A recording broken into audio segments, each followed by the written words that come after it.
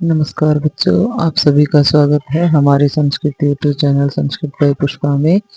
आज हम संस्कृत की कक्षा में कक्षा 8 की जो संस्कृत का पहला पाठ है सुभाषितानी, इसका हिंदी अनुवाद पढ़ेंगे। पहला श्लोक है गुणा गुणगेषु गुणा भवन्ति ते निर्गुणं प्राप्य भवन्ति दोषा शुष्वादु तोया प्रभवन्ति नद्य समुद्रमासाद्य भवन्ति पेया। इसमें गुण लोगों व्यक्ति के गुण के बारे में बताया गया है। गुणा गुणगेषु गुणा भवन्ति, गुणवान व्यक्तियों में गुण ही होते हैं, यानी अगर गुणवान व्यक्ति में है तो गुण ही कहलाते हैं। ते निर्गुणम प्राप्य भवन्ति दोषा, वे ही गुणहीन व्यक्ति को प्राप्त करके दोष बन जाते हैं। यानी कि कवि कह रहा है कि भाई गुणवान व्यक्ति में अगर गुण होते हैं तो वो गुण ही होते हैं, और अगर वही गुण अगर गुणहीन व्यक्ति में चले जाते हैं तो वो दोष बन जाते हैं। सुस्वादु तोया प्रभवन्ति, कवि ने उदाहरण देकर समझाया है कि सुस्वादु तोया प्रभवन्ति नद्य, जिस प्रकार नदियां स्वादिष्ट जल से युक्त निकलती हैं, यानी कि जिस प्रकार नदियों में जल बहता है वो स्वादिष्ट होता है।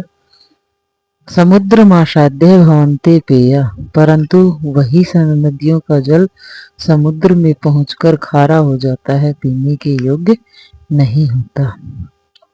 कहने का तात्पर्य यह है कि गुणवान व्यक्ति में अगर गुण होते हैं तो वो गुण ही कहलाते हैं, और वही गुणवान व्यक्ति के गुण अगर किसी गुणहीन व्यक्ति के को प्राप्त हो जाते हैं तो वो दोष में बदल जाते हैं। उदाहरण दे के समझाया गया है कि भाई जिस प्रकार नदियों का में हमेशा स्वादिष्ट जल रहता है, नदियां बहती है जब उसका स्वादिष्ट जल रहता है, परंतु वही नदियां समुद्र में पहुंचकर उसका पानी पीने के योग्य नहीं होता है, क्योंकि समुद्र का पानी खारा होता है तो वो स्वादिष्ट नदियों का जल भी समुद्र में मिलकर खारा ही हो जाता है।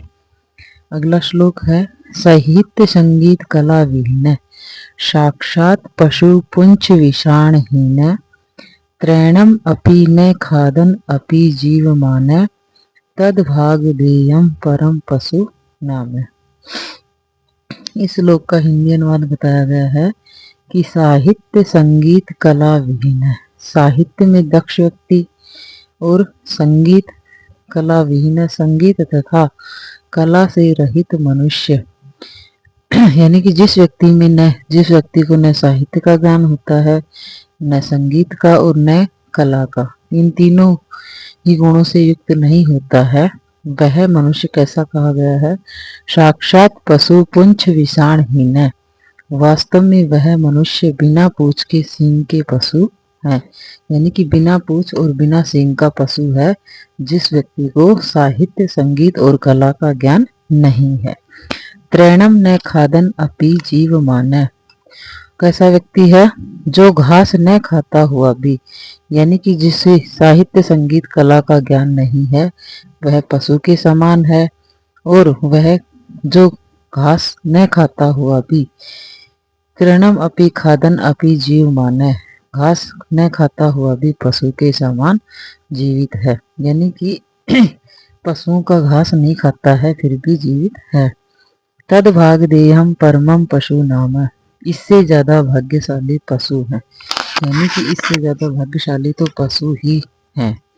साहित्य संगीत तथा कला से रहित मनुष्य वास्तव में बिना पूंछ व सींग के पशु हैं, जो घास न खाता हुआ भी पशु के समान जीवित है।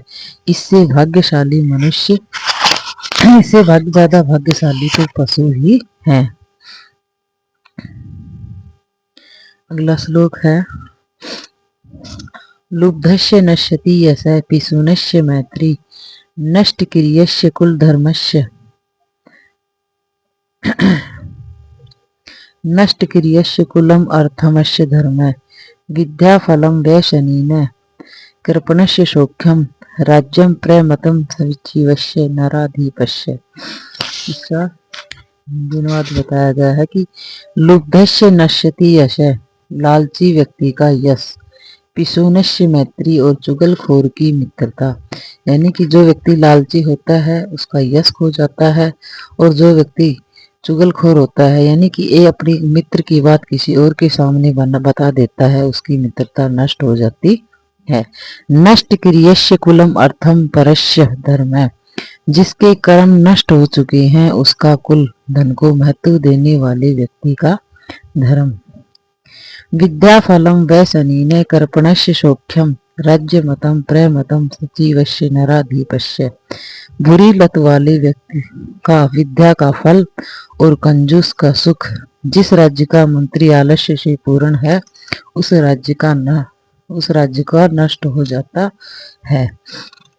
यानी कि जो लालची व्यक्ति होता है उसका यश नष्ट हो जाता है, चुगलखोर की मित्रता नष्ट हो जाती है, जिसके कर्म नष्ट हो चुके हैं उसका कुल धन और महत्व देने वाले व्यक्ति का धर्म, बुरी लत वाले का विद्या का फल और कंजूस का सुख।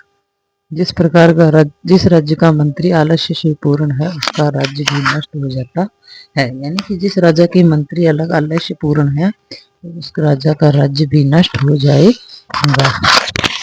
अगला श्लोक है पीत्वा रसम तुम कटुकम मधुरम समानम माधुर्यमेव जन्मे यन्मे मधुमक्षिकाशौ संत स्थिते सम सज्जनम दुर्जनानाम श्रुत्वा वच मधुसूत्रसम सृजन्ति।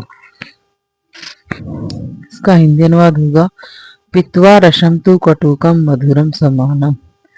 मधुमक्खी कड़वे या मधुर रस को समान रूप से पीकर, यानी कि मधुमक्खी कड़वे रस को भी पीती है और मधुर रस को भी समान रूप से पीती है। माधुर्य में जनयन मधुमक्षिका शव, मीठा रस ही उत्पन्न करती है। यानी कि यह मधुमक्खी अगर कड़वा रस पिएगी तो भी मीठा ही शहद देगी और मधुर रस पिएगी तब भी मीठा ही शहद देगी। संत स्तेव सम सज्जना दुर्जना नाम, संत साधु सज्जन और दुर्जन लोगों के वचन को श्रुत्वा वचय मधुर सुक्त रसम सृजन्ति, समान रूप से सुनकर मधुर सुक्ति रूपी रस का निर्माण करते हैं। यानी कि जो सज्जन पुरुष होते हैं, साधु पुरुष होते हैं, वह दुर्जन लोगों के वचन को समान रूप से सुनकर मधुर सुक्ति रूपी रस का निर्माण करते हैं।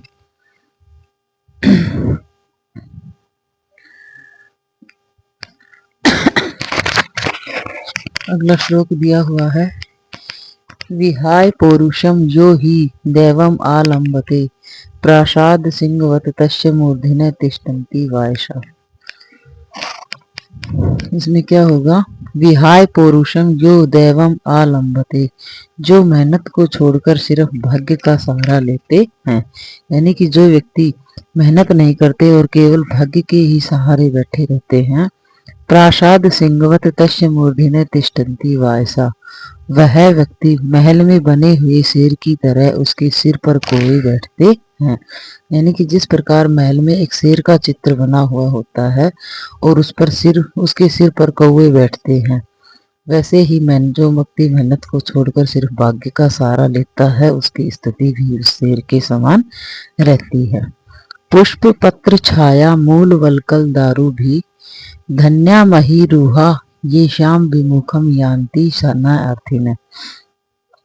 इसका हिंदी अनुवाद होगा पुष्प पत्र फल छाया, फूल पत्ते फल और परछाई, मूल वलकल दारू भी जड़ छाल लकड़ी से युक्त, धन्या मही रूहा ये शाम विमुखम यान्ति न अर्थिन, सागवान के पेड़ धन्य है जिनके याचक विरुद्ध नहीं होते हैं। यानी कि फूल पत्ते फल परछाई जड़ छाल लकड़ी से युक्त सागवान के पेड़ धन्य है जिनके याचक विरुद्ध नहीं होते हैं। अगला श्लोक है चिंतनिया ही विपदाम आदा वेवे प्रतिक्रिया न कूप खननम युक्तम प्रदित्ते वही ना ग्रहे। इसमें बिना सोचे विचारे काम किया गया है उसके बारे में बता रहा है कि चिंतनिया ही विपदाम आदा वेव प्रतिक्रिया, विपदा आने से पहले ही समाधान सोच लेना चाहिए। इसका उदाहरण दिया है कि घर में आग न कूपम खननम युक्तम, घर में आग लगने पर कुआं प्रदीप्ते वही न ग्रहे, कुआं खोदना उचित नहीं है। यानी कि विपत्ति के आने से पहले अगर समाधान सोच लिया जाए तो कठिन परिस्थिति नहीं आती है। अगर घर में आग लगने पर कुआं खोदना उचित नहीं है। धन्यवाद बच्चों। अगली वीडियो में हम इस पाठ के प्रश्न उत्तर, अभ्यास के प्रश्न उत्तर करेंगे। धन्यवाद सभी का। सभी वीडियो लाइक करें और चैनल को सब्सक्राइब करें।